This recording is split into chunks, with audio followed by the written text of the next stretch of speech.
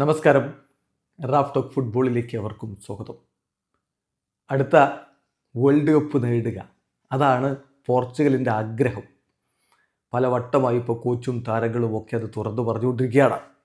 അപ്പോൾ ഇന്നലത്തെ performance, അയർലൻഡിനെതിരെയുള്ള performance എങ്ങനെയുണ്ടായിരുന്നു? ഏകപക്ഷീയമായ 8 ഗോളിൻ്റെ ജയമാണ് അവർ നേടിയത്. ഈ കളി കണ്ടൊക്കെ വേൾഡ് കപ്പ് നേടുമോ എന്ന് ചോദ്യം ചിലരെങ്കിലും ചോദിക്കുന്നുണ്ട്. പക്ഷേ അങ്ങനെയല്ല. അയർലൻഡ് കളിച്ച രീതി കൂടി നോക്കണം. വളരെ ലോ ബ്ലോക്കായിട്ട് അവർ നിന്നു. അവരുടെ സ്ട്രൈക്കർമാർ പോലും ബോക്സിൻ്റെ എഡ്ജിൽ നിന്ന് ഡിഫെൻഡ് ചെയ്യാൻ നിൽക്കുകയായിരുന്നു. അപ്പോൾ പിന്നെ ഗോൾ അടിക്കുക എന്നുള്ളത് എളുപ്പമല്ല. പലപ്പോഴും ഇങ്ങനെ കളിക്കുന്ന ടീമുകളോട് പോർച്ചുഗൽ ബുദ്ധിമുട്ടാറുണ്ട്. എന്നാൽ അതിനെ മറികടന്ന് വിജയത്തിലേക്ക് പോകാനുള്ള വഴി അവർ കണ്ടെത്തി എന്നുള്ളതാണ് ഈ കളിയുടെ പ്രത്യേകത. ഏകപക്ഷീയമായ 8 ഗോളിൻ്റെ വിജയം. റൂബൻ നെവസാണ് അവർക്ക് വേണ്ടി ഗോൾ കണ്ടെത്തിയത്. അപ്പോൾ ഈ കളിയെ മൊത്തത്തിൽ വിലയിരുത്തുമ്പോൾ എങ്ങനെ കാണുന്നു എന്നുള്ളതാണ് പ്രധാനപ്പെട്ട കാര്യം. കോച്ച് റോബർട്ടോ മാർട്ടിനസ് തന്നെ വിലയിരുത്തട്ടെ. അപ്പോൾ അദ്ദേഹം പറയുന്നത് എങ്ങനെയാണ്? ടീമിൻ്റെ ബെഞ്ച് സ്ട്രെങ്ത്തും വളരെ ഇമ്പോർട്ടൻ്റ് ആണ് ഇത്തരം കളികളിൽ. ഞാൻ ഓൾറെഡി യൂറോ കപ്പിൻ്റെ സമയത്ത് പറഞ്ഞിട്ടുള്ള കാര്യമാണ്. അവിടെ മത്സരങ്ങളിൽ നമ്മൾ കളി നല്ല രൂപത്തിലല്ല ഫിനിഷ് ചെയ്തത്. നന്നായി സ്റ്റാർട്ട് ചെയ്യും, അവസാനമാകുമ്പോഴേക്കും നന്നായി ഫിനിഷ് ചെയ്യാൻ പറ്റാതെ വരികയാണെങ്കിൽ തിരിച്ചടിയാകും.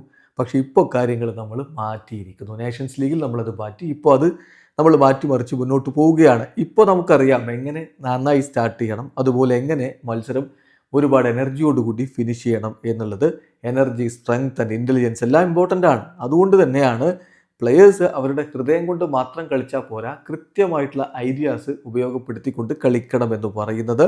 അത് നമുക്ക് കൺസിസ്റ്റൻസി നൽകുന്നുണ്ട്. അതുകൊണ്ട് തന്നെ ഇപ്പം 3 മത്സരങ്ങൾ നമുക്ക് ഇവിടെ വേൾഡ് കപ്പ് ക്വാളിഫയറിൽ വിജയിച്ചുകൊണ്ട് മികച്ച തുടക്കമിടാനും പറ്റിയിട്ടുണ്ട്. ഈ കളിയെക്കുറിച്ച് പറയുമ്പോൾ ഇങ്ങനെയുള്ളൊരു ടഫ് ഗെയിം നമ്മൾ എക്സ്പെക്റ്റ് ചെയ്തതാണ്. അയർലൻഡ്, റിപ്പബ്ലിക് ഓഫ് അയർലൻഡ് സെപ്റ്റംബറിൽ അവർ എങ്ങനെയാണോ കളിച്ചത് അതിനേക്കാൾ ബെറ്റർ ആയിട്ടാണ് വന്നത്. ഒരു വൂണ്ടഡ് ടീം എന്ന രൂപത്തിലാണ് അവരെത്തിയത്. സോ അവരുടെ ഈ ഒരു ആൻറ്റിസിപ്പേഷൻ, ഈ ഒരു റിയാക്ഷൻ നമ്മൾ ആൻറ്റിസിപ്പേറ്റ് ചെയ്തതാണ്. പക്ഷേ ഏറ്റവും ഇമ്പോർട്ടൻ്റ് ആയിട്ടുള്ള കാര്യം, നമ്മൾ വളരെ ആങ്ഷ്യസ് ആവാതിരിക്കുക. അവർ കൗണ്ടർ അറ്റാക്ക് ഇടയ്ക്കൊക്കെ നടത്തട്ടെ, നമ്മൾ സെറ്റ് പീസുകളിൽ സഫർ ചെയ്യുക, നന്നായിട്ട് പോരാടുക എന്നുള്ളതാണ്. സോ അവർ നമ്മൾക്ക് നേരെ ഒരുപാടൊന്നും നീക്കങ്ങൾ നടത്തിയില്ല. ഹോൾ ഗെയിമിൽ ഒരു ഡിഫിക്കൽട്ട് ഷോട്ട് പോലും അവർക്ക് എടുക്കാൻ പറ്റിയിട്ടില്ല. നോക്കുക. അപ്പോൾ നമ്മളെ സംബന്ധിച്ചിടത്തോളം നേരത്തെ ഒരു ഫസ്റ്റ് ഗോൾ നേടണമായിരുന്നു, അത് കഴിഞ്ഞില്ല. പക്ഷേ നമ്മുടെ വിത്തൗട്ട് ദി ബോൾ ഉള്ള പ്രകടനവും വളരെ മികച്ചതായിരുന്നു. ടീമിൻ്റെ വാല്യൂസിനെ വളരെ നല്ല രൂപത്തിൽ ഞാൻ മാനിക്കുന്നു.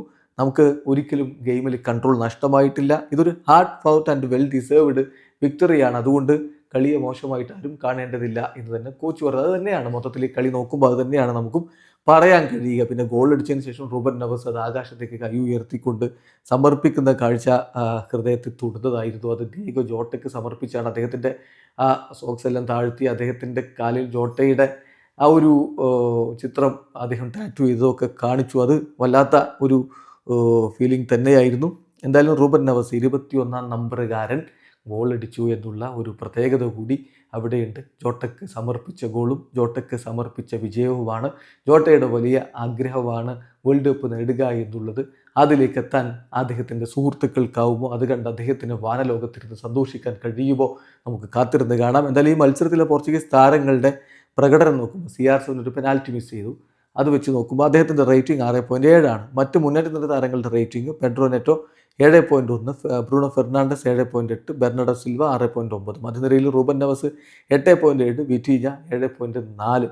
ഡിഫൻഡർമാരുടെ കാര്യത്തിൽ Dalot 7.1, Dias 7.8, Inacio 7.2, Nuno Mendes 8. Goalkeeper Diogo കോസ്റ്റയ്ക്ക് പ്രത്യേകിച്ചൊന്നും ചെയ്യാനുണ്ടായിരുന്നില്ല. 6.8 ആണ് അദ്ദേഹത്തിൻ്റെ റേറ്റിംഗ്. അവരുടെ സബ്സ്റ്റിറ്റ്യൂട്ട് താരങ്ങളുടെ റേറ്റിംഗിലേക്ക് പോയാൽ Renato Veiga 7, Nelson Semedo 6.8, Rafael Leao 6.6, Francisco ട്രിങ്കാവോയുടെ വകയായിരുന്നു അസിസ്റ്റ്. അദ്ദേഹത്തിൻ്റെ റേറ്റിംഗ് 7.4, ഗോൺസലോ റാമോസ് 6.7. ഏതായാലും പോർച്ചുഗലിൽ കളിച്ച 3 കളികളും വിജയിച്ച് വേൾഡ് കപ്പ് യോഗ്യതയുടെ തൊട്ടരികിലാണുള്ളത്. വീഡിയോ അവസാനിക്കുന്ന ഫുട്ബോൾ ലോകത്തെ കൂടുതൽ വിശേഷങ്ങളുമായി റാഫ് ടോക്സ് കൊണ്ടുവരാം.